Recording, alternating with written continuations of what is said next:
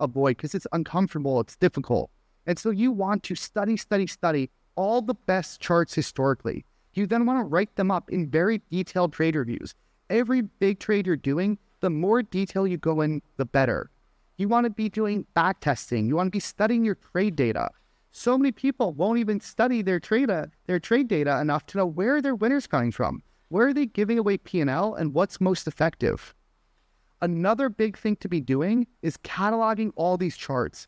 Every trader that's kind of defined themselves and learned on their own, or even with others, they've done so by studying hundreds, if not thousands of charts and databasing them using Evernote or Notion and categorizing them so that they can instantly see all the similarities and all the differences.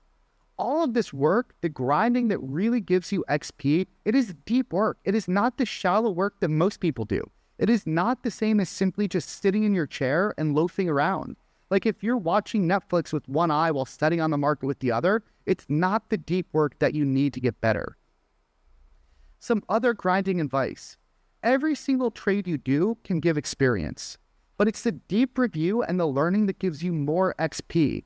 And guess what? Those losses that you hate so much, those can actually give you the most XP as long as you learn from the lesson. And that's part of what I talk about, this concept that I call the bobblehead concept. Even if you lose P&L and it looks like your account is going lower, as long as you learn from those activities and you increase your expected value over time, you're actually going to get better over the long run. So you really want to focus on improving one stat every single day and making sure you make forward progress, because the skills will compound before the money does.